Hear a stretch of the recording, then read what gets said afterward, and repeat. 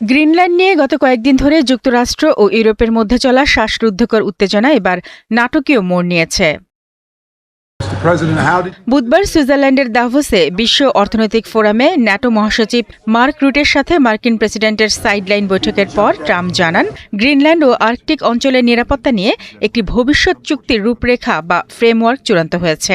আর এই সমঝোতার ভিত্তিতে 1 ফেব্রুয়ারি থেকে ইউরোপের উপর নির্ধারিত শুল্ক স্থগিত করা হয়েছে বলে ঘোষণা দেন তিনি। এক সাক্ষাৎকারে ট্রাম্প বলেন, চুক্তির আওতায় গ্রিনল্যান্ডে গোল্ডেন ডোম ক্ষেপণাস্ত্র প্রতিরক্ষা ব্যবস্থা এবং সেখানকার খনিজ সম্পদ আহরণে যুক্তরাষ্ট্র ও ইউরোপ যৌথভাবে কাজ করবে। ট্রাম্পের দাবি, এই চুক্তির রূপরেখা এমনভাবে তৈরি করা হচ্ছে যা চিরকাল স্থায়ী হবে। এর আগে অর্থনৈতিক ফোরামে দেয়া ভাষণে ট্রাম্প কিছুটা সুর নরম করে বলেন, দ্বীপটির নিয়ন্ত্রণ নিতে তিনি কোনো সামরিক শক্তি বা বল প্রয়োগ করবেন না।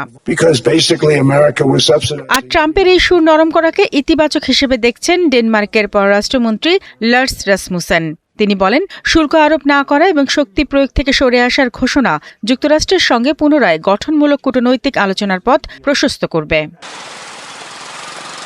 এদিকে ট্রাম্প রুটের বৈঠকের আগে যুক্তরাষ্ট্রের সঙ্গে বাণিজ্য চুক্তি অনুমোদন সংক্রান্ত কার্যক্রম স্থগিতের ঘোষণা দেয় ইউরোপীয় পার্লামেন্ট। মার্কিন প্রেসিডেন্টের গ্রিনল্যান্ড অধিগ্রহণের চেষ্টা এবং এতে আপত্তি জানানো ইউরোপীয় মিত্রদের উপর শুল্ক আরোপের হুমকির প্রতিবাদে এমন সিদ্ধান্ত নেন ইইউ এর আইন প্রণেতারা। শারমিন স্বপ্না, ৭১।